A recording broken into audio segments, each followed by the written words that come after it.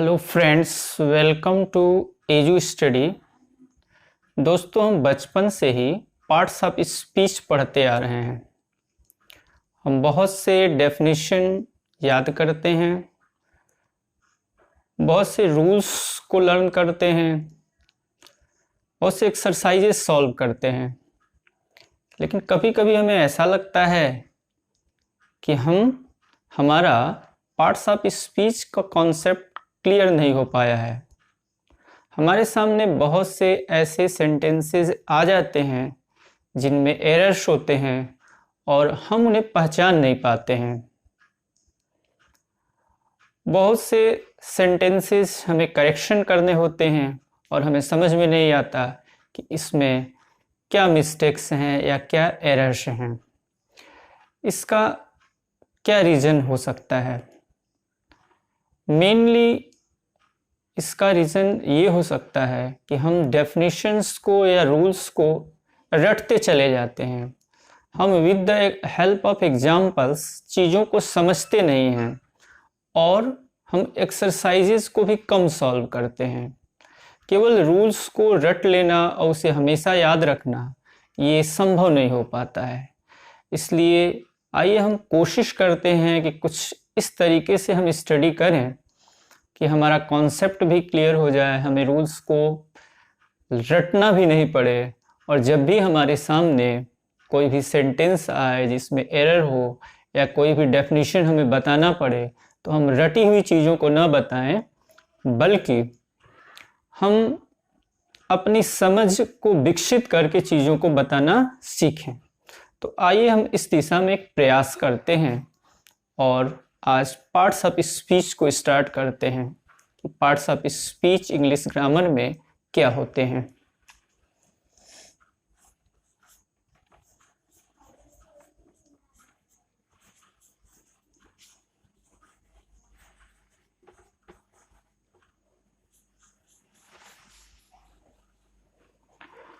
आइए हम कुछ एग्जाम्पल्स लेते हैं।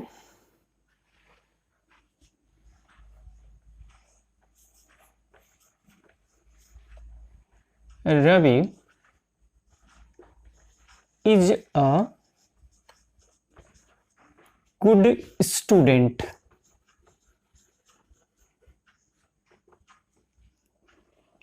इस सेंटेंस में हम जानते हैं कि कोई भी सेंटेंस वर्ड्स से फॉर्म होता है। मीन्स इस सेंटेंस में कई वर्ड्स हैं।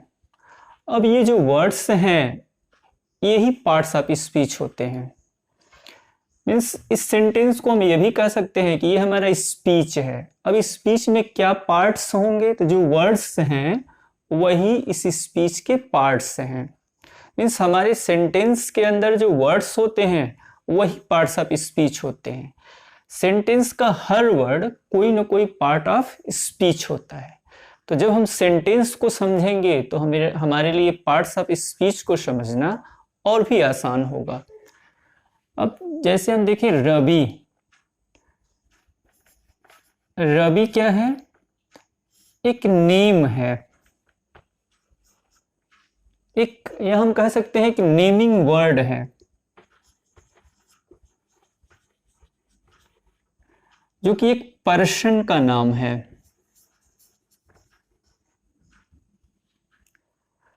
हमारे फैमिली में ही बहुत सारे मेंबर होते हैं या बहुत सारे पर्सन होते हैं।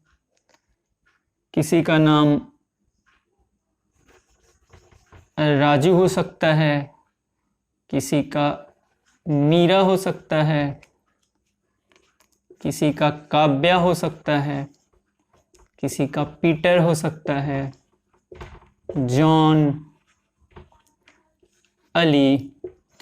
मीन्स किसी भी फैमिली में या कोई भी पर्सन के जो नेम्स होते हैं वो सभी क्या होते हैं? नाउन होते हैं। अब केवल पर्सन के नेम ही नाउन नहीं होते हैं, बल्कि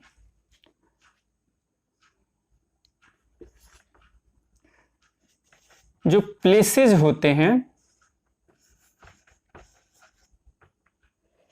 जैसे हम किसी न किसी जगह पे रहते हैं, सपोज आप दिल्ली में रहते हैं तो Delhi is the name of a place. A city, कैलकाता। छोटे शहर भी हो सकते हैं, वाराणसी, गोरखपुर, एक्सेट्रा। तो ये जो प्लेसेस के लिए जो नेमिंग वर्ड्स होते हैं, ये भी क्या होते हैं, ये नाउन होते हैं। नाउन और नेम दोनों एक ही चीज होती है, बस स्पेलिंग में डिफरेंस होता है। अब सपोज जो थिंग्स होते हैं, अब थिंग्स में क्या क्या आ सकता है, ये हमें समझना होगा कि कौन कौन से ऐसी चीजें होती हैं जिनको हम थिंग्स कह सकते हैं।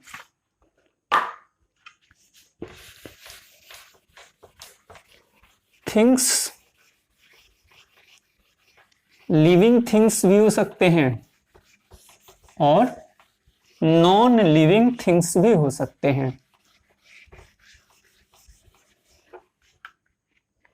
मीन्स हमने पर्सन्स को देखा, प्लेसेस को देखा, अब हम थिंग्स को समझेंगे। थिंग्स में दोनों आ सकते हैं, लिविंग थिंग्स और non living things. Living things बहुत सारी चीजें हम देखते हैं, ह्यूमन बीइंग्स को छोड़ दिया जाए तो, या ह्यूमन बीइंग्स को भी ले सकते हैं, यदि पार्टिकुलर नेम ना हो तो हम कह सकते हैं कोई मैन, कैट, डॉग, काऊ, ये सब लिविंग थिंग्स हैं। नॉन लिविंग थिंग्स जो भी चीजें हम अपने आसपास देखते हैं, चेयर, टेबल, बुक्स, फैन, ये नॉन लिविंग थिंग्स होते हैं। लेकिन ये सारे किसी न किसी के लिए नेमिंग वर्ड हैं, थिंग्स के लिए नेमिंग वर्ड है। तो प्लेसेस के लिए, पर्सन के लिए, थिंग्स के लिए जो भी नेमिंग वर्ड्स होते हैं वो सब नाउन होते हैं। कुछ और चीजें हम ले सकते हैं।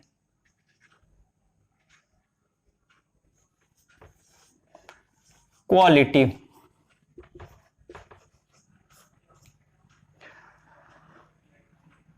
हर पर्सन के अंदर कोई ना कोई क्वालिटी होती है। सपोज कोई क्लेवर हो सकता है, तो उसकी जो क्वालिटी होगी वो होगी क्लेवरनेस। नेस ऐड करके हम नाउन फॉर्म करते हैं, वो बाद में आप पढ़ेंगे। कोई ऑनेस्ट हो सकता है, तो उसकी क्वालिटी होगी ऑनेस्टी। तो जो भी क्वालिटीज होते हैं वो भी किसी क्वालिटी के लिए नेमिंग वर्ड्स हैं, तो ये भी क्या होंगे, नाउन होंगे। फिफ्थ में कंडीशन।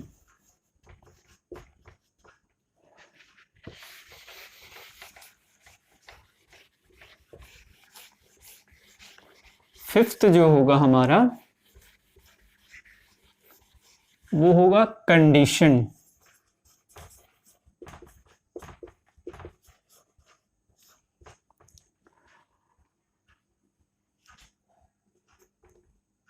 कंडीशन के लिए भी नेमिंग वर्ड होते हैं। जैसे कोई बॉय है तो उसका कंडीशन क्या है, उसका कंडीशन है बॉयहुड। कोई चाइल्ड है तो उसका कंडीशन है चाइल्डहुड। कोई यंग है तो उसका कंडीशन है यूथ।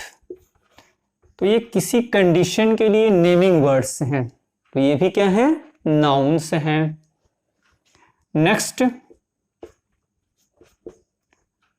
कुछ एक्शन भी नाउन्स होते हैं। एक्शन तो वर्ब को रिप्रेजेंट करता है, लेकिन वर्ब से जो नाउन फॉर्म होते हैं, जो नेमिंग वर्ड फॉर्म होते हैं, वो नाउन्स होते हैं। सपोज क्रिएट एक वर्ब है, क्रिएशन, कुछ फॉर्म करते हैं आप, कुछ क्रिएट करते हैं, तो उसके लिए नेमिंग वर्ड होगा क्रिएशन। कोई मूव करता है तो उसके लिए होगा मूवमेंट। कोई इमेजिन करता है तो उसके लिए इमेजिनेशन।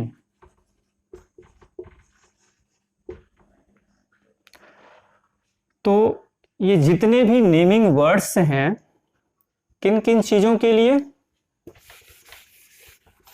ऐसे नेमिंग वर्ड्स जो किसी पर्सन, प्लेस, थिंग,